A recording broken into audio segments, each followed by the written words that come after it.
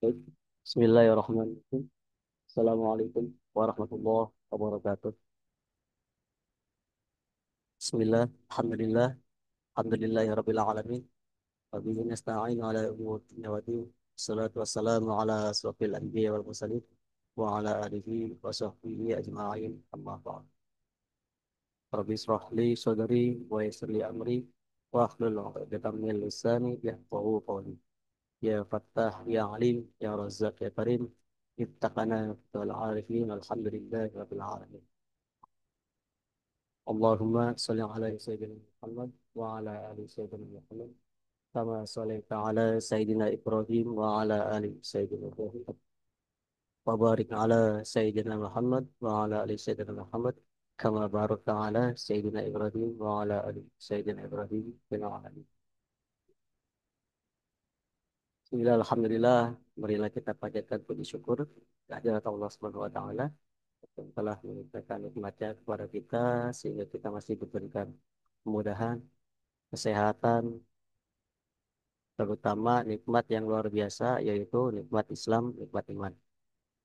Diberikan kemudahan untuk beribadah dan sekarang kita dimudahkan juga untuk bertolak ilmu, menuntut ilmu walaupun dari jauh ya. Insya Allah semoga ilmu yang baik dan ilmu yang kita dapatkan hari ini bisa barokah, menambah kebaikan ke depannya. Amin ya rabbal alamin.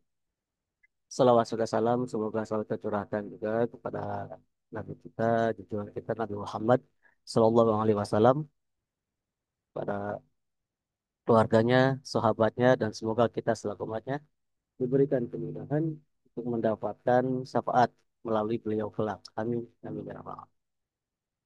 Baik, Bismillah Bapak Ibu, Insya Allah kita mulai kurang lebih 1 jam ke depan untuk kajiannya. Kita awali, kita buka dengan baca basmalah sama-sama. Bismillahirrahmanirrahim. Pada yang hormat guru kami, guru kita, Raja Hikmah, untuk materinya yang luar biasa, ini mendekatkan diri kepada Rasulullah nih. Karena masuk sudah bulan Maulid katanya, muludan, bulan mulut gitu kan, mungkin orang Jawa ya bilangnya bulan mulut gitu kan.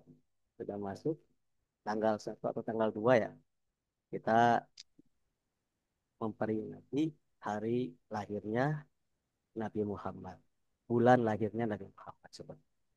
Baik, kepada materinya, kita lanjut saja. Materinya yang luar biasa ini kepada guru kita, Ustazah Hikmah, kami persilakan. Baik, terima kasih Kang Adib. Bismillahirrahmanirrahim. Assalamualaikum warahmatullahi wabarakatuh. Bismillahirrahmanirrahim. Alhamdulillahirabbil alamin wa bihi nasta'in wa ala umurid dunya waddin. Wassalatu wassalamu ala asyrafil anbiya'i wa imamil mursalin sayyidina wa maulana Muhammadin wa ala alihi wa sahbihi ajma'in. Rabbi syrah li sadri wa yassir li amri wahlul 'uqdatam min lisani yafqahu qawli. Subhanaka la ilma lana illa ma 'allamtana innaka antal alimul hakim. Hadirin yang dirahmati oleh Allah, pertama-tama marilah kita panjatkan puji syukur kehadirat Allah Subhanahu wa taala karena atas limpahan rahmatnya, nikmatnya dan kasih sayangnya sehingga pada malam hari ini kita semua diberikan kesehatan, kita semua diberikan kemudahan dan kita juga diberikan keluangan waktu sehingga kita dapat bertatap muka secara virtual untuk belajar bersama-sama dalam keadaan sehat walafiat. Kedua kalinya sholawat serta salam marilah kita haturkan kepada junjungan kita, kekasih kita, Nabi Agung, Nabi Besar Muhammad Sallallahu Alaihi Wasallam. Semoga kita tergolong umatnya yang mendapatkan syafaatnya kelak. Amin, amin, amin ya Rabbal Alamin. Hadirin yang dirahmati oleh Allah, insya Allah pada malam hari ini kita akan sama-sama belajar ya sebuah materi yang berjudul tentang mengenal lebih dekat baginda Rasulullah Shallallahu Alaihi Wasallam. Karena sebagaimana kita ketahui, sekarang ini kita sedang berada di bulan mulia, salah satu bulan mulia, ya Bu ya. Kalau orang Jawa tadi biasanya menyebutnya bulan Mulut atau bulan Maulid ya. Kita sekarang berada di bulan Rabiul Awal. Ya, sekarang kita sudah memasuki tanggal 3 malam keempat, Kang Adib. Ya, malam keempat bulan Rabiul Awal. Mungkin ibu-ibu juga sudah tahu ya kalau kita masuk ke bulan Maulid. Tandanya kalau sudah masuk bulan Maulid itu di kesepuan itu ada muludan. Nah, mungkin hadirin yang di sini juga sudah ada ya yang datang untuk muludan bahasanya ya ke kesepuhan. Nah, ada apa sih di bulan Maulid itu gitu ya? Ada apa di bulan Maulid? Apa yang menyebabkan bulan Maulid atau bulan Rabiul Awal ini menjadi bulan yang istimewa? Yang pertama, di bulan ini ada peristiwa penting. Apa itu? Yaitu yang pertama adalah lahirnya baginda Nabi Muhammad Sallallahu Alaihi Wasallam. Jadi Nabi kita, Nabi Muhammad itu dilahirkan di bulan Rabiul Awal. Nah, dengan kelahiran Nabi ini menjadi salah satu nikmat yang luar biasa bagi kita. Nikmat yang bisa kita rasakan sampai saat ini. Kalau tidak ada Nabi, mungkin kita tidak akan bisa belajar seperti ini. Tidak bisa belajar, tidak bisa hadir di majelis ilmu, dan tidak bisa mendapatkan kemudahan-kemudahan dalam mendapatkan ilmu seperti yang kita peroleh saat ini. Itu adalah berkahnya, salah satu berkahnya kelahiran atau wujudnya baginda Nabi Muhammad Sallallahu Alaihi Wasallam. Kemudian yang kedua, di bulan Rabiul Awal ini terdapat peristiwa hijrahnya Rasulullah Shallallahu Alaihi Wasallam dari Makkah ke Madinah. Ini juga terjadi di bulan Rabiul Awal. Kemudian yang ketiga, peristiwa yang ketiga yaitu wafatnya Rasulullah Shallallahu Alaihi Wasallam. Jadi Rasul Nabi Muhammad itu lahir di bulan Rabiul Awal dan wafat juga di bulan Rabiul Awal. Sebelum wafat, Rasulullah Shallallahu Alaihi Wasallam beliau menyampaikan kepada para sahabat, hayati khairul lakum wa wafati khairul lakum. Hidupku itu baik untuk kalian dan wafatku juga baik untuk kalian. Maksudnya bagaimana? Jadi ketika baginda Nabi Muhammad Sallallahu Alaihi Wasallam beliau hidup, ketika saya hidup maka saya bisa mengajarkan ilmu. Ketika saya hidup, saya bisa mengajarkan tentang akhlak. Ketika saya hidup, saya bisa mengajarkan tentang sunnah. Dan ketika saya hidup, saya bisa mengajarkan syariat kepada kalian. Dan ketika saya wafat, sabda Nabi, saya dekat dengan Allah. Saya bisa melihat amal perbuatan kalian. Ketika amal kalian baik, saya bisa memuji kalian di hadapan Allah. Akan tetapi, ketika amal ibadah kalian tidak baik atau kalian melakukan maksiat, saya bisa memintakan ampun kalian kepada Allah. Jadi, kehadiran Nabi Muhammad ya, baik hidupnya Nabi Muhammad maupun wafatnya Nabi Muhammad itu sama-sama memberikan kebaikan untuk kita semua. Jadi sudah sepatutnya kita bersyukur kita dilahirkan sebagai umatnya baginda Nabi Muhammad Sallallahu Alaihi Wasallam. Dan baginda Nabi Muhammad Sallallahu Alaihi Wasallam merupakan sosok yang paling mencintai kita. Tidak ada orang yang lebih mencintai kita dibanding ya dengan Nabi Muhammad Sallallahu Alaihi Wasallam. Bahkan pasangan kita yang katanya mau sehidup semati dengan kita itu cintanya belum bisa sebanding dengan Nabi Muhammad. Ibu kita, anak kita belum bisa mengimbangi besarnya cinta Nabi Muhammad Sallallahu Alaihi Wasallam terhadap kita sebagai umatnya.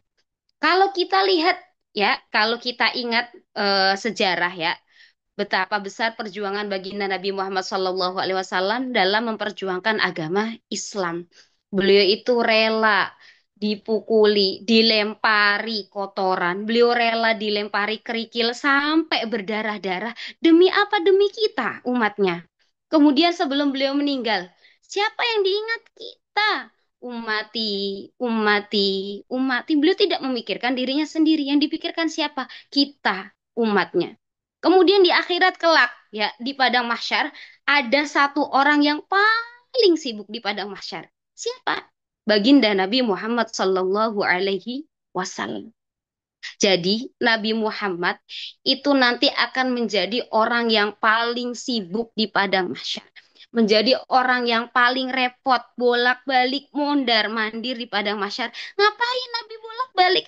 Ya ingin menyelamatkan kita sebagai umatnya. Jadi nanti di padang mahsyar kita akan ya mengetahui betapa besar cintanya Rasulullah terhadap kita. Ya, ketika di padang mahsyar nanti yang namanya pasangan kita, entah itu suami, istri, ya orang tua, anak, mereka itu akan sibuk dengan dirinya masing-masing. Ya, seperti disebutkan dalam surat Abasa, yauma yafirrul mar'u min akhihi wa ummihi wa abihi wa sahibatihi wa banih likulli imri'im minhum yauma idzil sya'nu yugni. Pada hari itu manusia lari dari saudaranya. Udah nggak kenal yang namanya saudara karena sibuk pengen nyelamatin diri sendiri. Jadi ketika nanti di padang mahsyar kita itu akan sibuk menyelamatkan diri kita sendiri. Sudah nggak peduli sama yang namanya saudara, ya.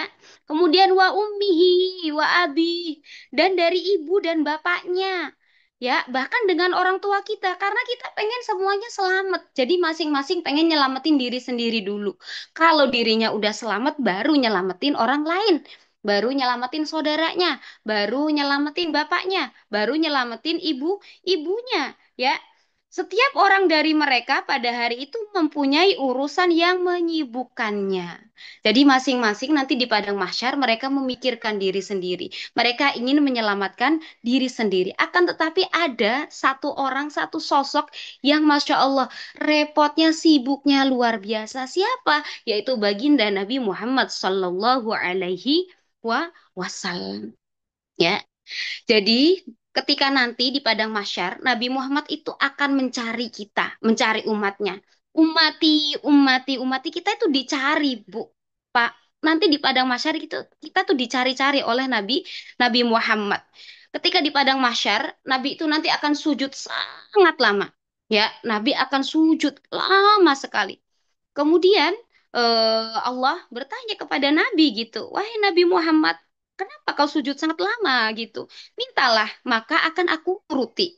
Nah, setelah itu kemudian Nabi berkata kepada Allah, ya Allah, kasihan umatku. Mereka kehausan, ya Allah. Bolehkah aku memberikan mereka air minum? Jadi nanti Bu, ketika di padang mahsyar, kita itu dalam kondisi yang sangat payah, kondisi yang sangat haus. Nah, Nabi itu nggak tega Bu ngeliat kita, Bu. Sementara kita pasti sudah sibuk dengan urusan kita sendiri. Mana peduli kita dengan keluarga kita, dengan pasangan. Tapi Nabi itu enggak. Nabi itu peduli dengan kita. Kemudian di padang mahsyar itu Nabi minta sama Allah, ya Allah, bolehkah aku memberikan minum untuk umatku? Kasihan umatku ya Allah, mereka itu kehausan gitu. Kemudian Allah mengizinkan, kemudian Nabi mengambilkan umatnya air minum dari telaga Kausar. Nah, setelah minum air dari telaga Kausar itu, umat Nabi Muhammad mereka sudah terlepas dari dahaga. Setelah itu Nabi Muhammad kembali lagi, Bu, sujud lagi, sujud dengan lama sekali, sangat lama sekali. Kemudian Allah bertanya lagi, wahai Muhammad, apa yang kau inginkan? Kenapa engkau bersujud begitu lamanya? Apa yang kau inginkan? Maka aku akan menurutinya. Ya, setelah itu umat Nabi Muhammad mereka akan melewati yang namanya Sirat. Nah, ketika akan melewati Sirat itu Nabi berkata, "Ya Allah, selamatkanlah umatku ya Allah, selamatkanlah umatku, selamatkan umatku, salim umati, salim umati." Kemudian Allah berkata, "Baiklah, tunggu umatmu di ujung sana, di ujung Sirat." Kemudian Nabi menunggu umatnya yang berbondong-bondong melewati Sirat. Dalam perjalanan melewati Sirat, bagi umat Nabi Muhammad yang amal perbuatannya baik, mereka bisa melewatinya dengan selamat. Akan tetapi ada juga beberapa umat Nabi Muhammad yang jatuh ke dalam neraka. Nabi sedih luar biasa, Bapak Ibu, sedih sekali. Kemudian Nabi sujud lagi, minta sama Allah, ya Allah, umati salim, umati salim, umati. Nabi nanya, Allah bertanya lagi kepada Nabi Muhammad, wahai Muhammad, apa yang kau inginkan? Ya Allah, selamatkanlah umatku dari siksa api neraka selagi ia memiliki iman sebesar biji kurma. Kemudian Allah memperkenankan Nabi Muhammad untuk menyelamatkan umatnya yang memiliki iman sebesar biji kurma. Kemudian Nabi menyusul umatnya ke neraka. Jadi yang tadi jatuh dari Sirat langsung dimasukkan ke dalam api neraka. Kemudian Nabi Nyusulin Bu, nyusulin umatnya ke api neraka, ke neraka. Padahal Nabi Muhammad itu sebetulnya sudah dimasukkan, diperintahkan oleh Allah untuk masuk ke surga Firdaus. Kalau kita misalnya yang disuruh, udah kamu masuk aja ke surga Firdaus. Apa yang kita lakukan? Ya langsung masuk surga. Tapi enggak Bu sama Nabi Muhammad Bu. Nabi Muhammad tuh masih ingat kepikiran, mikirin umatnya. Jadi Nabi tuh nggak mau kalau masuk surga sendiri, pengennya kita juga sebagai umatnya juga masuk masuk surga. Akhirnya Nabi nyusulin umatnya. Kemudian beliau bertemu dengan malaikat di depan pintu neraka. Wahai malaikat, tolong selamatkan umatku selagi umatku memiliki keimanan meskipun sebesar biji kurma. Akhirnya malaikat mengambil tadi umat-umat Nabi Muhammad yang masih memiliki keimanan meskipun sebesar biji kurma. Kemudian Nabi menyambut umatnya yang tadi habis disiksa Bu dari neraka, kemudian memeluknya seperti orang yang sudah lama tidak bertemu dengan kekasihnya. Sebegitu besarnya Bu cintanya Nabi Muhammad kepada kita umatnya, yang kita itu masih sering lalai Bu. Kita sering lalai menjalankan perintahnya, mengikuti syariatnya. Kita masih lalai mengikuti sunnah-sunnahnya. Kita belum bisa mengamalkan apa yang Nabi perintahkan dalam kehidupan kita sehari-hari. Tapi Nabi Muhammad begitu, Bu. Luar biasanya cintanya kepada kita. Nah, apakah kita mau cintanya Nabi Muhammad yang begitu besar bertepuk sebelah tangan, Bu? Apakah kita mau hanya Nabi yang cinta kepada kita, tapi kita nggak cinta sama sama Nabi. Jangan ya Bu ya, jangan sampai cintanya Nabi Muhammad yang begitu besar bertepuk sebelah tangan. Nah, lalu bagaimana cara agar kita bisa menumbuhkan cinta kita kepada baginda Nabi Muhammad Sallallahu Alaihi Wasallam? Jadi beberapa hal yang bisa kita ikhtiari Bu, terutama di bulan mulia ini, bulan Rabiul Awal ini, yang bisa kita lakukan untuk memupuk, untuk menumbuhkan cinta kita kepada Nabi Muhammad adalah yang pertama adalah dengan menjalankan sunnah-sunnahnya. Ya, dengan menjalankan sunnah-sunnahnya, kita mulai dari sunnah-sunnah yang ringan-ringan dulu Bu. Kita mulai dari kegiatan kita sehari-hari. Misalnya sunnah saat makan. Saat makan kita disunahkan untuk membaca basmalah, kita disunahkan untuk makan dengan tangan kanan, ya Bu ya. Kemudian ketika masuk rumah, ya Bu ya, kita ucapkan salam. Kemudian kita masuk rumah dengan kaki kanan. Kemudian adab-adab saat masuk keluar kamar mandi dan sunnah-sunnah lainnya. Ya, kita amalkan dalam kehidupan sehari-hari. Kita niatkan untuk mengikuti sunnahnya baginda Nabi Muhammad Sallallahu Alaihi Wasallam. Kemudian yang kedua yang bisa kita lakukan adalah dengan memperbanyak baca solawat. Ya Bu ya, yang bisa kita lakukan adalah dengan memperbanyak solawat. Solawat apapun yang kita bisa. Paling pendeknya kita baca Sallallahu ala Muhammad, Sallallahu ala Muhammad, Sallallahu ala Muhammad, atau solawat apapun ya. Kenapa kita baca solawat? Allah dan malaikat saja itu membaca solawat Bu kepada Nabi. Masa kita yang sebagai umatnya yang dicintai begitu besarnya kita males-malesan baca solawat gitu. Ya, innallaha wa malaikatahu yusalluna 'alan nabi ya ayyuhalladzina amanu sallu 'alaihi wa sallimu taslima. Kalau kita ngaku jadi orang yang beriman, ya ayyuhalladzina amanu solu, maka bacalah solawat. Solawat apapun itu yang kita bisa. Dan kita usahakan ketika membaca solawat, itu kita membaca dengan khusyuk. Bacanya dengan sungguh-sungguh. Jangan hanya karena mengejar jumlah sebanyak-banyaknya, tapi kita bacanya itu asal-asalan. Sambil kita dalami maknanya Sallallahu Alaihi Muhammad atau salawat apapun itu yang kita bisa. Misalnya kita senangnya bacanya salawat Naria, salawat Jibril, atau mungkin yang sedang sakit Bu, kita bisa memperbanyak salawat Tibil Kulub. Ya, jadi ada namanya salawat Tibil Kulub. Syekh Wahbah Az-Zuhaili ketika ada yang bertanya kepada beliau, adakah salawat bisa menyembuhkan penyakit? Kemudian beliau menjawab, bacalah sholawat tibil kulub. Ya, baca sholawat tibil kulub dengan telapak tangan, ya Bu, jadi telapak tangannya ditaruh atau diletakkan pada pelipis kanan. Telapak tangan diletakkan pada pelipis kanan sambil membaca sholawat tibil kulub sebanyak 10 kali.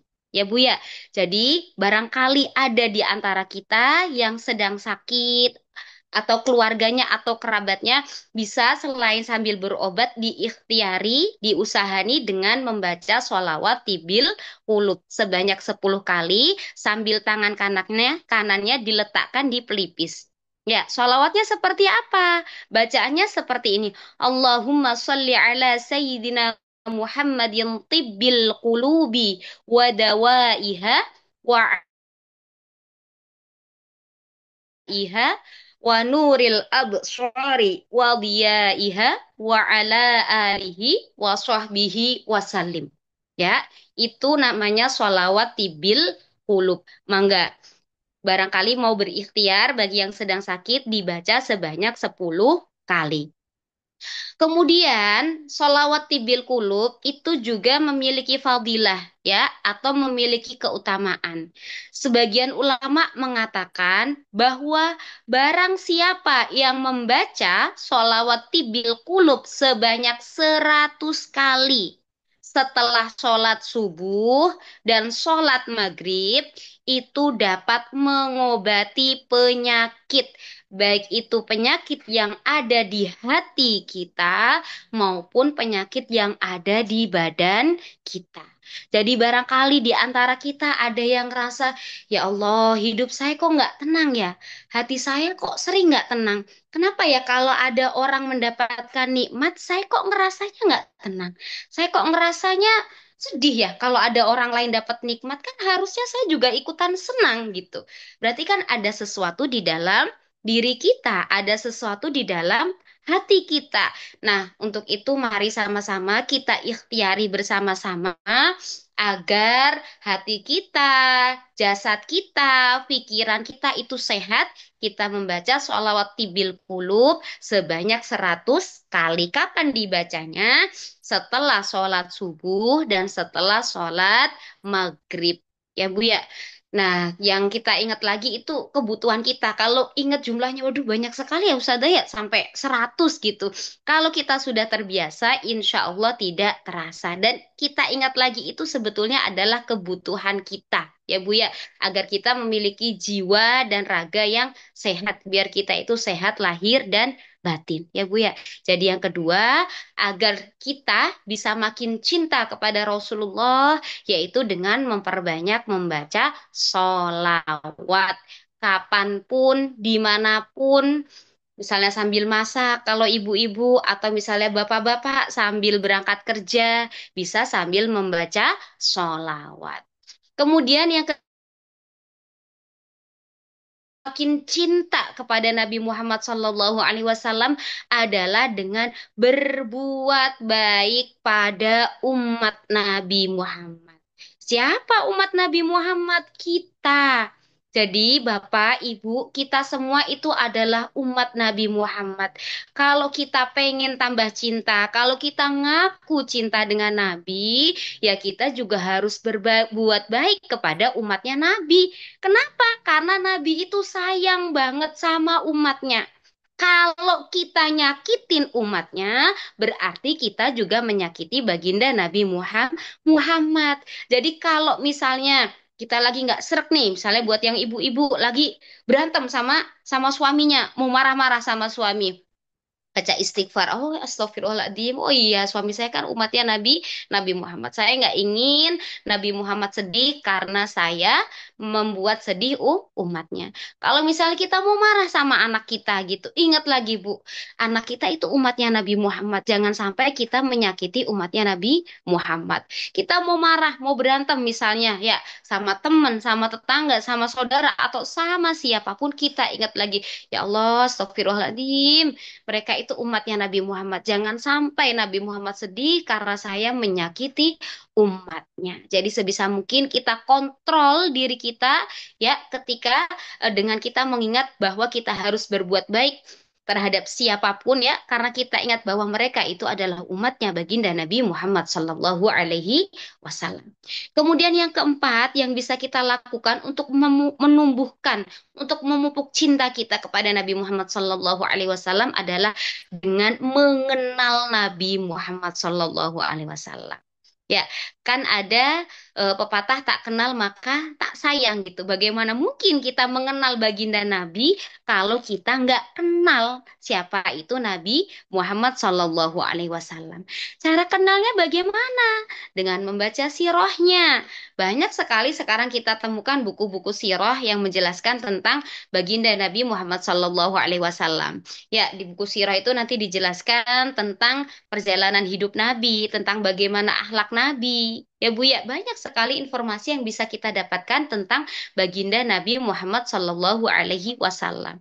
Kenapa kita harus kenal Nabi? Ya tadi Bu, itu sebagai salah satu ungkapan rasa syukur kita dan bangga kita terhadap Rasulullah Sallallahu Alaihi Wasallam. Hadirin yang dirahmati oleh Allah, kita itu adalah umat pilihan. Jadi umatnya Nabi Muhammad Sallallahu Alaihi Wasallam itu adalah umat terpilih, umat terpilih. Jauh sebelum Rasulullah Shallallahu Alaihi Wasallam lahir, para nabi terdahulu itu menyampaikan kepada umatnya. Jadi nabi-nabi terdahulu, beliau itu pernah bilang ke umatnya, ke pengikut masing-masing, kelak ya, kelak nanti akan ada nabi terakhir, nabi penutup dari para nabi. Namanya Nabi Muhammad. Dia adalah manusia terbaik di muka bumi ini. Dan umatnya juga merupakan umat terbaik. Jadi kita itu, Bu, ya, kita itu terlahir. Kita juga menjadi umat terbaik. Nah, sehingga umat-umat terdahulu mereka itu ngiri, Bu, sama kita. Mereka itu pengen kayak kita. Enak banget ya jadi umatnya Nabi Muhammad. Ya dikatakan sebagai sebaik-baik umat. Dan salah satu keistimewaan umatnya Nabi Muhammad, kita itu bakal masuk surga duluan. Ya, dikatakan bahwa kelak di hari kiamat, ketika surga mulai dipersilahkan untuk ahlul jannah, maka orang pertama yang dibukakan pintu surga dan di Allahu alaihi wasallam. Ketika Rasulullah mendekati pintu surga dan ditanya, "Siapa engkau?" Lalu Nabi menjawab, "Aku Muhammad." Maka sang penjaga pintu surga berkata, "Silahkan masuk. Aku telah diperintahkan untuk membukakan pintu surga untukmu sebelum orang lain, yaitu ahlul jannah, dipersilahkan masuk." Beruntunglah kita sebagai umat Nabi Muhammad.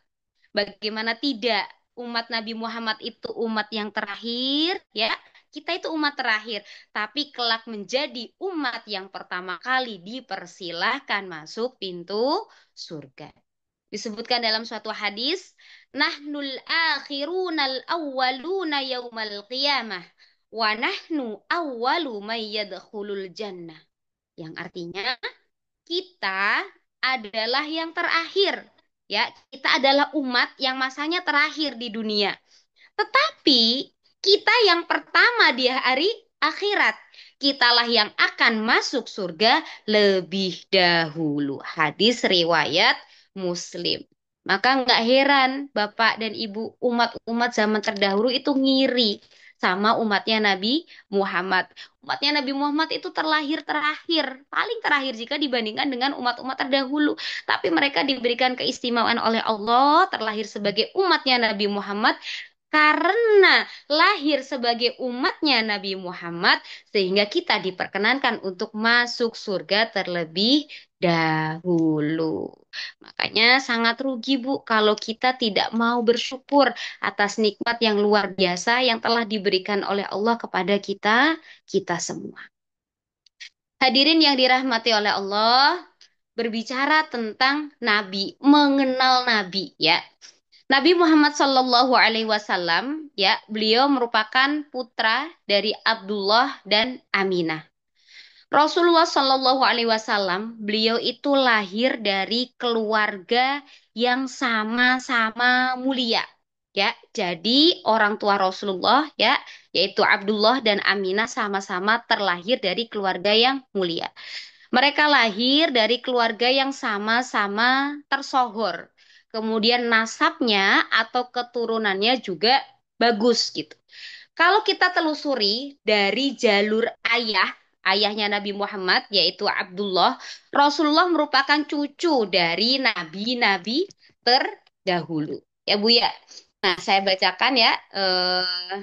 Nabi Muhammad itu Nabi Muhammad merupakan putra dari Abdullah ya, namanya Muhammad bin Abdullah bin Abdul Muttalib bin Hashim bin Abdi Manaf bin Qusay bin Kilab bin Murrah bin Ka'ab bin Lu'ay bin Ghalib bin Fihr bin Malik bin Nadhr bin Kinanah bin Huzaimah bin Mudrikah bin Ilyas bin Mudar bin Nizar bin Ma'ad bin Adnan.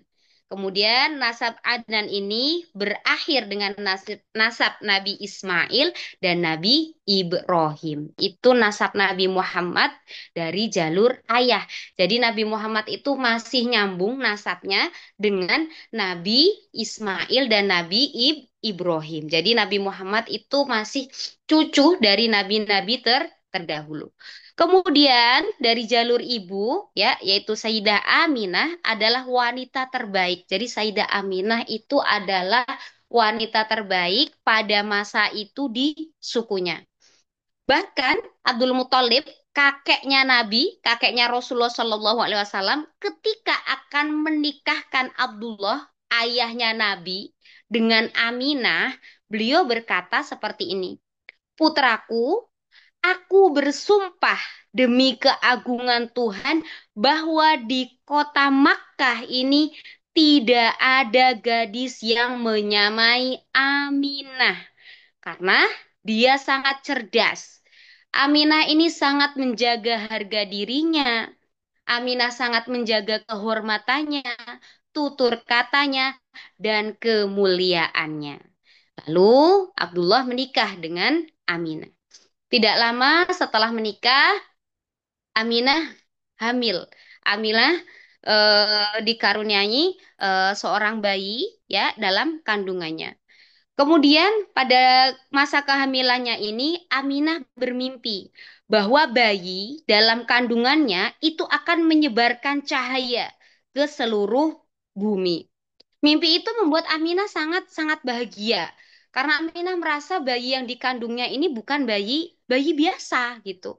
Kemudian disebutkan dalam sebuah riwayat yang dicatat oleh Imam Ibnu Hisham dalam Sirah Nabawiyah ya dikatakan Inna Aminah binta Wahbin umma Rasulullah sallallahu alaihi wasallam kana tuhaddisu annaha utiyat hina hamalat bi Rasulillah faqila laha innaki qad hamalti bi sayyidi hadhil ummah fa idza waqa'a ilal ardi faquli u'idhuhu bil wahid min syarri kulli hasidin thumma sammaihi Muhammadan. Sesungguhnya Sayyidah Aminah binti Wahab, ibu Rasulullah Sallallahu Alaihi Wasallam menceritakan bahwa beliau didatangi seorang malaikat.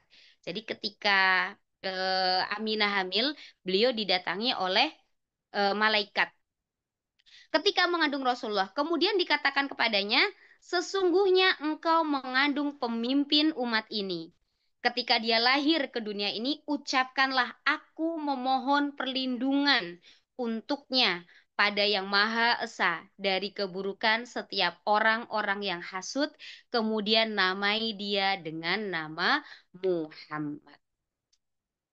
Nah, eh, Ibunda Nabi Muhammad dan ayahnya sangat bahagia karena kelak akan dikaruniai anak akan dikaruniai keturunan yang istimewa. Akan tetapi sayangnya di usia kehamilan yang ke-6 bulan Aminah dirundung duka. Kenapa? Karena suaminya, ayah dari Rasulullah Shallallahu Alaihi Wasallam meninggal dunia. Ya, jadi ketika Sayyidah Aminah hamil 6 bulan, suaminya meninggal. Akan tetapi Sayyidah Aminah, beliau tidak mau berlarut-larut dalam kesedihan. Ya aslinya sedih ya Bu ya, sedang hamil ditinggal oleh suaminya. Akan tapi Sayyidah Aminah harus melanjutkan kehamilannya sendiri. Beliau melahirkan.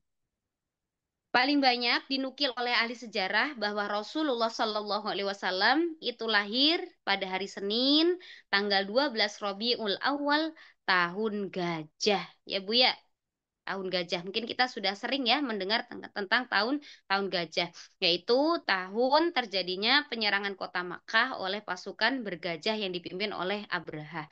Nah, kisah ini terdapat dalam surah Al-Fil. Nah, peristiwa ini bertepatan dengan tanggal 20 April tahun 571 Masehi. Itu sekilas tentang kelahiran baginda Nabi Muhammad Sallallahu Alaihi Wasallam. Hadirin yang dirahmati oleh Allah, Nabi Muhammad Shallallahu Alaihi Wasallam itu dikatakan sebagai sosok yang mulia. Ya, dan Nabi Muhammad Shallallahu Alaihi Wasallam beliau itu memiliki beberapa keistimewaan yang tidak dimiliki oleh manusia pada umumnya. Imam Nawawi Al-Bantani dalam syairnya, beliau menyebutkan setidaknya ada 10 keistimewaan yang dimiliki oleh baginda Nabi dan tidak dimiliki oleh manusia lainnya. Apa? Yang pertama, yaitu Nabi itu tidak pernah ikhtilam. Ikhtilam itu apa? Ikhtilam itu mimpi basah. Jadi Nabi Muhammad Shallallahu Alaihi Wasallam, beliau semasa hidupnya, beliau itu mimpi basah itu bagaimana? Bukan ngompol ya, Bapak dan Ibu. Mimpi basah itu adalah mimpi bersenang-senang. Sehingga ketika bangun ya, itu tiba-tiba ada sesuatu yang keluar ya, atau cairan yang keluar atau yang disebut dengan mani.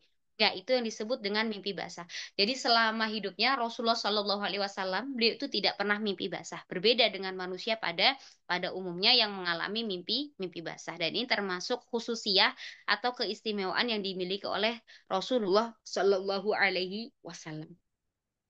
Kemudian keistimewaan yang kedua, Nabi itu tidak pernah menguap seumur hidupnya. Nabi tidak pernah menguap seumur hidupnya. Berbeda dengan kita ya Bapak dan Ibu ya. Ketika kita belajar membaca buku, ketika kita mendengarkan kajian, ketika kita hadir di majelis, atau mungkin di sini ada yang masih belajar, masih sekolah, di kelas ketika mendengarkan penjelasan dari guru, seringkali kita itu diserang kantuk ya Bapak Ibu ya. Jadi belum lama guru menjelaskan kita sudah menguap kayak gitu. Nah, Nabi itu selama hidupnya beliau itu tidak pernah menguap. Nah, Nabi ketika kita menguap, beliau mengajarkan atau memerintahkan kita untuk mengatupkan mulut kita. Jadi kalau kita tiba-tiba diserang kantuk atau kita tiba-tiba ingin menguap, yang diajarkan oleh Nabi adalah kita mengatupkan mulut kita. Ya.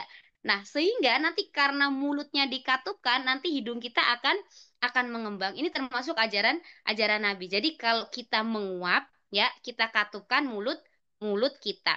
Nabi berkata gitu, atasa ubu minasyaiton. Menguap itu adalah gangguan atau godaan dari setan gitu.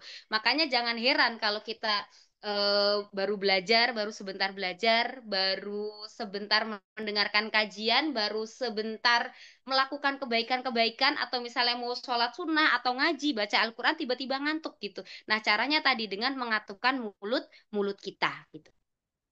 Kemudian keistimewaan Nabi yang ketiga adalah tidak ada binatang yang lari ketika bertemu dengan Nabi. Jadi kalau ada binatang, ya, ketika ada Nabi datang, binatang ini tidak akan lari, tapi justru mendekat. Karena tahu gitu, sosok yang ada di dekatnya itu adalah manusia istimewa, manusia spesial gitu. Binatang aja yang tidak berakal ya, mereka itu pengennya deket-deket sama Nabi gitu. Masa kita yang sudah dianugerahi akal pikiran oleh Allah ya, kita nggak mau mendekatkan diri kita nggak mau PDKT sama Nabi, kan rugi gitu ya. Masa kita mau kalah dengan binatang gitu. Binatang aja Mbak pengennya tuh deket-deket sama Nabi gitu. Nah, oleh karenanya teruntuk kita, untuk saya, untuk kita semua yang mungkin pada saat ini perbuatan kita masih jauh dari apa yang diajarkan oleh Nabi. Yuk sama-sama kita mulai merayu Nabi, kita mulai mendekatkan diri kita pada Nabi dengan mengikuti apa-apa yang diajarkan oleh baginda Nabi Muhammad Sallallahu Alaihi Wasallam. Itu yang ketiga. Kemudian yang keempat, keistimewaan yang dimiliki oleh baginda Nabi Muhammad Sallallahu Alaihi Wasallam itu badan Nabi tidak pernah dihinggapi lalat. Jadi Bapak, Ibu, Nabi Muhammad itu tidak pernah dihinggapi manusia biasa kalau misalnya pas belum mandi ya, atau misalnya pas musim lalat banyak gitu, misalnya pas musim mangga itu kan banyak sekali lalat ya, sehingga badan kita pun tidak lepas gitu, kita lalat pun ikut hinggap di badan kita, tapi tidak dengan baginda Nabi Muhammad SAW. Lalat itu nggak berani hinggap di tubuhnya baginda Nabi Muhammad SAW. Kemudian keistimewaan yang berikutnya, yang kelima ya, yaitu Nabi itu tidak pernah kelihatan bekas air kencingnya, bekas kotorannya. Ini disebutkan dalam suatu riwayat ya, riwayat Ibnu Mas'ud. Ibnu Mas'ud itu merupakan pengikutnya Nabi, sahabatnya Nabi. Bisa dikatakan kalau bahasa sekarang, bahasa kerennya itu adalah asistennya Nabi Muhammad SAW dalam urusan pribadi Nabi Muhammad. Suatu ketika para sahabat itu bertanya kepada Ibnu Mas'ud ya, para sahabat bertanya, bagaimana ketika Nabi sedang dalam perjalanan, itu bagaimana beliau buang hajatnya. Kemudian Ibnu Mas'ud bercerita bahwa beliau itu selama mengikuti Nabi, beliau itu tidak pernah melihat bekas, maaf ya, bekas kotoran Nabi. Jadi seolah-olah bumi itu, tanah itu berebutan, ya, berebutan untuk menutupi kotoran-kotoran Nabi. Itu yang menjelaskan adalah langsung dari Ibnu Mas'ud, asisten Nabi Muhammad Sallallahu Alaihi Wasallam. Kemudian yang keenam, keistimewaan Nabi. Nabi itu hatinya tidak pernah tertidur meskipun matanya terpejam. Jadi Nabi hatinya tidak pernah tertidur meskipun matanya terpejam. Beda ya Bapak dari Bu dengan kita semua. Kita kalau sudah ngantuk ya sudah tidak ingat apa-apa gitu ya. Sampai dikatain kamu tuh kalau tidur ngorok. Ah masa nggak pernah ngorok. Karena kita tidak sadar gitu. Jadi matanya terpejam, hatinya juga ikutan terpejam. Nah beda dengan Nabi. Jadi meskipun beliau tidur, matanya terpejam, hatinya itu tidak. Sayyidah Aisyah ya, Sayyidah Aisyah meriwayatkan bahwa Nabi pernah suatu ketika beliau itu tertidur. Kemudian Nabi terbangun. Setelah terbangun, Nabi langsung menuju masjid. Sayyidah Aisyah bertanya kepada Nabi gitu, wahai Rasulullah, tidak tidakkah engkau berwudu terlebih dahulu wahai Rasulullah Shallallahu Alaihi Wasallam? Kemudian Nabi menjawab, Aisyah, nahnu ma'asyiral anbiya innama nanam Innama anak tanamu a'yununa walam yanamu qulubuna. Wahai Aisyah, kami ini para nabi, ya, mata kita tertidur. Tetapi yang perlu kamu ketahui bahwa hati kami itu tidak pernah tertidur. Hati kami selalu terjaga dan selalu siaga dalam hadapan Allah Subhanahu wa Ta'ala. Jadi beda dengan kita. Karena memang ini adalah keistimewaan Nabi Muhammad Sallallahu Alaihi Wasallam. Kemudian yang ketujuh, keistimewaan Nabi Muhammad Sallallahu Alaihi Wasallam, Nabi itu tidak memiliki bayangan. Jadi Nabi tidak memiliki bayangan. Kok bisa gitu ya? Waladhillun lahu balkana nuron. Bagaimana mungkin Nabi itu memiliki bayangan? jika beliau adalah cahaya. Jadi dikatakan para ulama bahwa yang pertama, kenapa kok Nabi itu nggak punya bayangan? Karena yang pertama beliau itu cahaya. Kan cahaya itu memancar gitu. Jadi bagaimana mungkin cahaya memiliki bayangan? Kemudian pendapat yang kedua, bahwa sebagian ulama juga mengatakan bahwa Allah itu tidak berkenan ada yang menginjak bayangan Rasulullah. Nah, Allah itu tidak berkenan ya ada yang menginjak bayangan Rasulullah. Bayangannya saja itu Allah tidak berkenan ada yang menginjak gitu. Kan kadang kalau kita dulu waktu kecil pernah ya Bu, Pak main gitu ya. Ada kita berjalan kemudian teman-teman kita apa ngikutin dari belakang kemudian nginjek-nginjek bayangan gitu. Karena memang kita manusia ya semuanya kita punya punya bayangan tapi Nabi itu nggak punya bayangan. Kenapa? Karena Allah ingin menjaga Nabi Muhammad SAW bahkan bayangannya pun dijaga gitu sehingga Nabi tidak memiliki bayangan karena khawatir kalau Nabi punya bayangan ada yang menginjak bayangan. Kemudian yang kedelapan ya termasuk keistimewaan Nabi Muhammad SAW, beliau itu bahunya terlihat lebih tinggi dari siapapun. Jadi Nabi kalau jejeran atau sandingan dengan orang lain itu bahunya kelihatan lebih lebih tinggi. Kalau kita kan kalau sama orang yang lebih pendek dari kita itu bahu kita terlihat lebih tinggi. Kalau dengan orang yang lebih tinggi dari kita, bahu kita terlihat lebih rendah.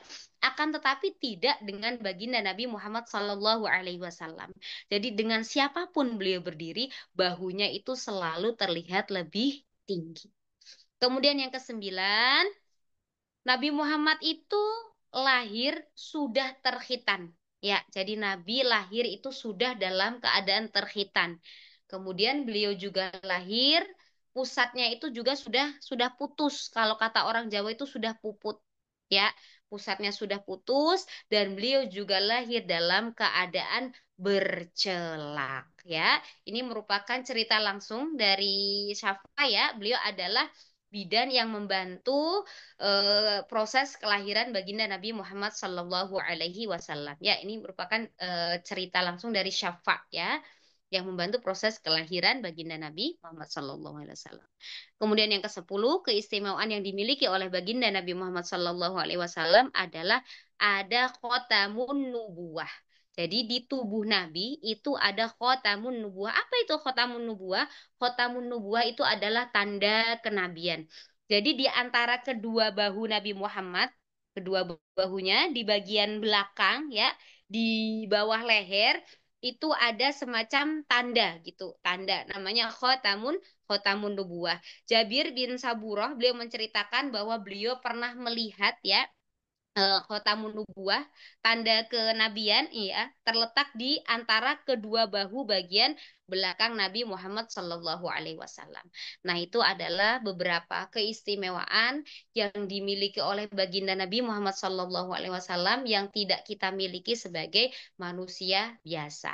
Semoga dengan berkahnya kita belajar malam ini dengan tadi ya mengetahui betapa besar cintanya Nabi Muhammad Sallallahu Alaihi Wasallam, kemudian sedikit kenalan gitu ya dengan keluarga Nabi Muhammad Sallallahu Alaihi Wasallam, kemudian mengetahui keistimewaan Nabi Muhammad Sallallahu Alaihi Wasallam, semoga bisa menjadikan cinta kita makin berlipat-lipat kepada baginda Nabi Muhammad Sallallahu Alaihi Wasallam sehingga menjadi penyemangat kita untuk senantiasa berusaha menjadi umat terbaik ya, menjadi umatnya Nabi Muhammad Sallallahu Alaihi Wasallam dan kelak Allah perkenankan kita untuk berkumpul dengan baginda Nabi Muhammad Sallallahu Alaihi Wasallam. Wallahu a'lam bisawab. Mangga Kang Adip barangkali ada yang mau berdiskusi.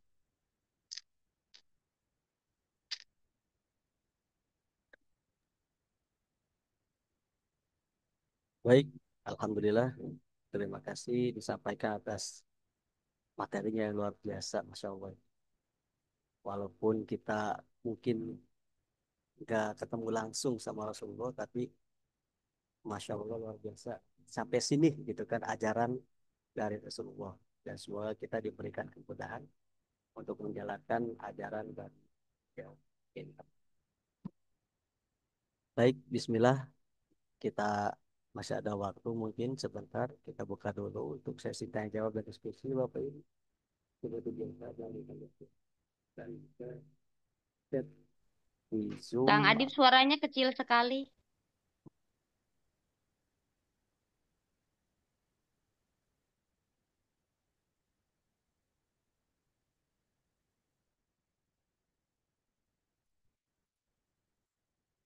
Cek cek satu dua. Oke. Ya, terdengar. Oke, siap. Mohon maaf sebelumnya, mungkin ini nggak terlalu nyambung, jadi ada gresek-gresek gitu kan, mungkin seperti itu. Baik, kami ulangi untuk sesi berikutnya yaitu diskusi dan tanya jawab. Mangga Bapak Ibu ada yang ingin disampaikan atau ditanyakan bisa bicara langsung dengan mengaktifkan mikrofonnya atau bisa juga tulis di kolom chat ya Bapak Ibu. Mangga.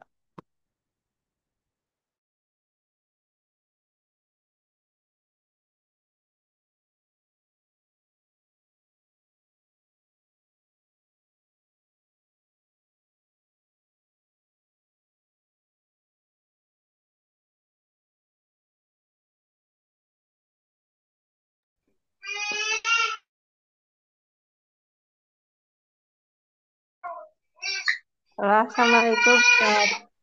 Waalaikumsalam. Mangga Ibu. Iya, maaf, Ustazah sama Mas Admin. Ini angkat tangan kok aplikasinya susah banget. Jadi saya langsung buka mikrofon. Ini masih sambil kerja, mumpung lagi ada kesempatan sedikit. Alhamdulillah masih nimbrung. Tadi aplikasinya kehapus, jadi nggak tahu tema dari awal. Eh, Namun Ustadz, sedikit saya tuh pingin ngeluarin unek-unek unek-unek kan, sedikit dari yang saya tahu itu ya langsung ya Ustadz. Rasulullah itu kan, beliau itu sabar, eh, terus ya tapi kuat gitu.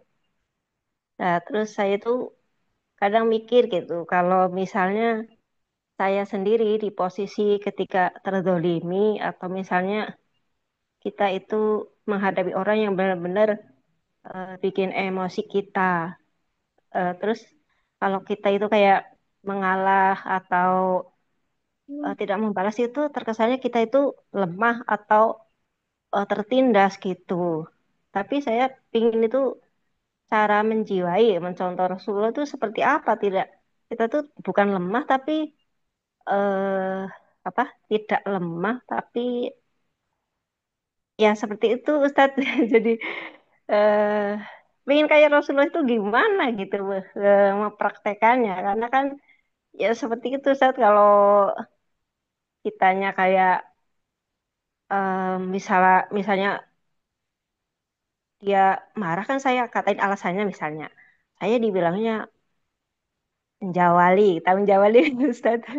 Jawali itu ya kalau kayak eh apa ya istilahnya, pokoknya kita jawab salah nanti kita diam juga kayak makin kayak tertindas gitu istilahnya. Padahal kan dari sininya tuh lagi latihan bersabar, gak usah dibalas lah gitu, biar bisa kayak Rasulullah itu gimana Ustadz. Gitu aja pokoknya Ustadz. Syukron. Baik Ibu. Mangga Ustazah mungkin Mas bisa langsung ditanggapi untuk pertanyaannya. Oke, baik. Tadi dengan Ibu siapa ya? Tadi belum memperkenalkan diri ya. Ibu Miswar. Ibu Kiswar. Miswar. Oh, Ibu Miswar. Baik, Masya Allah. Ya, Salam kenal Ibu Miswar. Ini ya Masya Allah izin luar Ustadz. biasa ya. Meskipun masih beraktivitas, tapi masih menyempatkan diri untuk ikut belajar. Ini luar biasa. Masya Allah luar biasa. Baik, Ustadz. terima kasih Ibu. Eh, Terkait pertanyaan Ibu, bagaimana kalau ada orang yang mendolimi kita? Begitu ya Bu ya? Apakah kita Ya, bersabar dan diam saja gitu, atau kita bisa membela membela diri kita? Baik, ketika ada orang yang mendolimi kita, ya, mendolimi kita berarti mungkin mendolimi ini bisa diartikan luas ya Bu ya.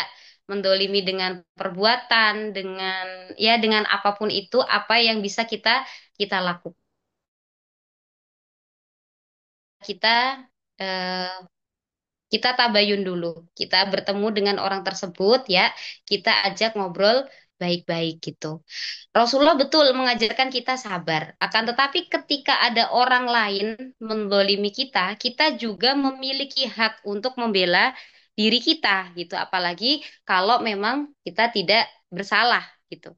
Ketika kita tidak bersalah, kita memiliki hak untuk membela diri kita. Kita bisa bertabayun, kemudian kita berbicara baik dengan orang tersebut. Nah, ketika kita bertemu dengan orang tersebut dan mendapatkan jawaban gitu. Misalnya, kenapa sih kamu kok kayak gini gitu. Ternyata setelah dijelaskan, kamu tuh ternyata seperti ini. Kalau memang ternyata dia melakukan hal tersebut, itu disebabkan oleh perilaku kita. Karena kadang Bu, sebagai manusia, kita itu nggak sadar kalau kita sudah menyakiti orang lain. Ya, kita nggak sadar setelah apa perbuatan kita atau ucapan kita bisa jadi itu menyakiti orang lain. Sehingga karena orang tersebut merasa tersakiti, dia memberikan reaksi. Ya, reaksinya ya berupa macam-macam gitu. Nah, setelah kita tabayun, kalau memang sekiranya bisa ditemukan ada apa ya titik temu gitu ya, itu lebih lebih baik gitu. Akan tetapi misalnya setelah kita ngobrol baik-baik dengan orang tersebut gitu ya, sudah ngobrol baik-baik, ternyata memang orang tersebut yang bermasalah gitu. Nah, kita pada saat yang pada saat itu kita diperkenankan untuk meng-cut off orang tersebut dari hidup kita. Maksudnya bukan kita memutung silaturahmi, bukan ya Bu ya, bukan memotong silaturahmi, akan tetapi kita membatasi diri kita dari orang tersebut. Kenapa? Karena ketika kita berinteraksi atau bersinggungan dengan orang-orang yang toksik itu mohon maaf itu akan berpengaruh terhadap diri kita. Yang penting kita tidak membuat masalah ya Bu ya, kita tidak membuat masalah dan kalaupun kita bersalah kita sudah minta maaf terhadap orang tersebut karena yang diajarkan Rasulullah ketika kita memang bersalah ya kita diperintahkan untuk meminta meminta maaf. Caranya adalah tadi, kalau memang dirasa orang tersebut itu mengganggu hidup kita diperbolehkan untuk meng-cut off, bukan memotong silaturahim, bukan memutus silaturahim, tapi membatasi hidup kita, membatasi pergaulan kita dengan orang tersebut. Seperti itu, Bu. Syukran Ustaz. Apa nih, Assalamualaikum. Bu? Ya, syukran. Waalaikumsalam warahmatullahi wabarakatuh.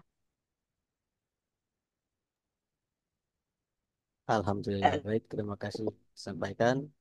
Ada pertanyaan lagi dari kolom chat, Ustazah yang isi untuk membacakan. Oh, sebentar. Assalamualaikum, mau tanya Ustazah, solawat terkait atau dengan tujuan untuk membuka pintu rezeki itu solawat tersebut. Jadi yang tanyakan ini solawat yang Eh, untuk amalan membuka ya, pintu sholawat rezeki untuk seperti membuka itu. pintu rizki.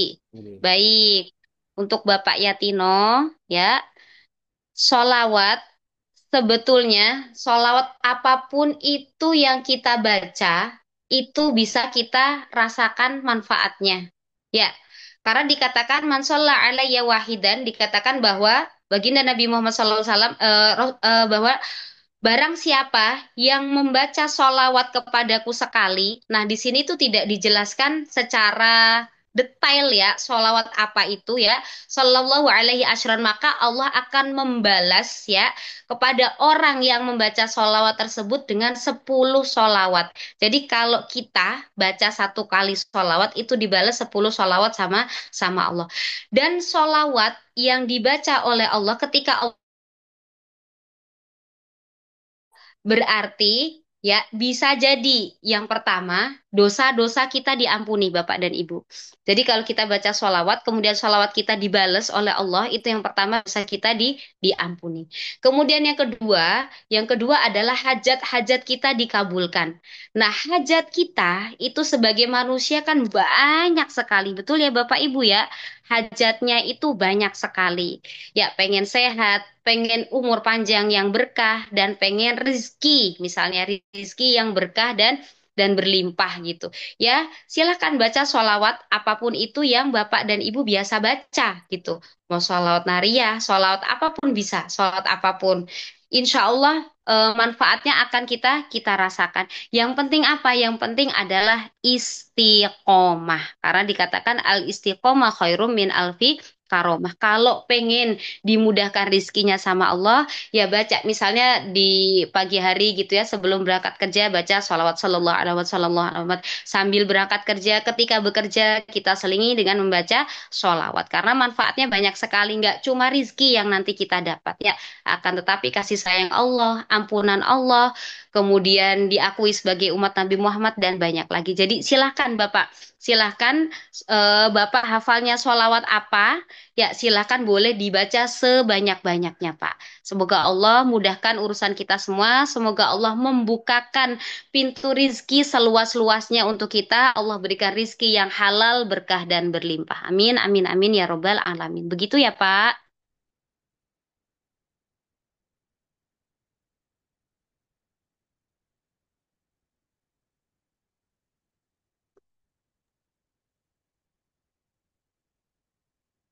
Baik, terima kasih. Alhamdulillah, syukron Ustazah. Baik, Afwan. Bismillah. Alhamdulillah ya, Bapak Ibu. Bagi satu jam terlalu, Masya Allah, betul. Dan juga juga tips juga dimudahkan untuk mengamalkan apa-apa yang diajarkan Rasulullah kepada kita. Semoga juga kita diberikan syafaat melalui beliau di kelak di pada masa seperti itu. Semoga kita dipertemukan lagi di surga Firdaus, semoga aja gitu kan. Kita doa bareng-bareng semoga dipertemukan lagi seperti itu. Baik, Bapak Ibu, mungkin kita cukupkan untuk kajian kita pada malam hari ini. Alhamdulillah, terima kasih pada Ustazah, terima kasih kepada Bapak Ibu. Semoga kita bisa diberikan kesempatan untuk bertemu di kajian berikutnya. Tetap semangat. Oh ya, sebelum ditutup, barangkali ingin disampaikan terlebih dahulu dari Ustazah sebagai closing statement. Boleh. Oke, baik. Terima kasih Kang Adib. Hadirin yang dirahmati oleh Allah, sekarang kita sudah memasuki bulan Rabiul Awal. Kita sudah tahu bulan Rabiul Awal adalah salah satu bulan yang mulia. Jangan kita sia-siakan datangnya bulan ini. Jangan tunggu besok atau nanti. Mari sama-sama kita isi bulan Rabiul Awal ini dengan kebaikan-kebaikan yang bisa kita kerjakan. Dimulai dari tadi, dari membaca sholawat, kemudian bersedekah, yang bisa berpuasa. Dan yang terpenting adalah mari sama-sama di bulan ini kita jadikan bulan ini bulan penuh cinta, bulan penuh rindu. Mari sama-sama kita tumbuhkan cinta kita suburkan, kita pupuk cinta kita kepada baginda Nabi Muhammad Sallallahu Alaihi Wasallam dengan harapan semoga dengan perantara besarnya cinta kita kepada Nabi Muhammad Sallallahu Alaihi Wasallam menjadi salah satu perantara kita agar kita diakui oleh baginda Nabi Muhammad Sallallahu Alaihi Wasallam dan kelak dikumpulkan dengan baginda Nabi Muhammad Sallallahu Alaihi Wasallam di surganya. Amin, amin, amin ya robbal alamin. Mungkin cukup itu yang bisa saya sampaikan. Saya mohon maaf apabila dalam penyampaian materi pada malam hari ini terdapat kekurangan. Ya, kita sama-sama belajar. Yuk sama-sama kita perbaiki diri kita. Yuk sama-sama kita menjadi umatnya Nabi yang sebaik-baiknya. Semoga kita semua terus diberikan semangat untuk senantiasa menuntut ilmu, senantiasa eh, memberikan hal-hal positif, senantiasa memberikan manfaat untuk orang-orang di sekitar kita. Karena khairun nas anfa'uhum linnas. Sebaik-baik manusia adalah yang paling bermanfaat untuk manusia lainnya. Demikian yang dapat saya sampaikan. Assalamualaikum warahmatullahi wabarakatuh. Saya kembalikan ke Kang Adip, monggo. Waalaikumsalam warahmatullahi wabarakatuh. Baik, alhamdulillah, syukron katsiran, jazakumullah khairan Ustazah atas ilmu yang disampaikan, Masya Allah. Baik, Bapak Ibu, alhamdulillah kita sudah ada di penghujung acara ya. Kita sama-sama akhiri dengan hamdalah doa kafaratul majelis. Alhamdulillahirabbil alamin. Subhanakallah wa bihamdik. Asyhadu an la ilaha illa anta astaghfiruka wa atubu ilaik. Terima kasih. Mohon maaf bila ada kesalahan. Ya, jadi wassalamualaikum warahmatullahi wabarakatuh. Waalaikumsalam warahmatullahi wabarakatuh. Mohon pamit semuanya.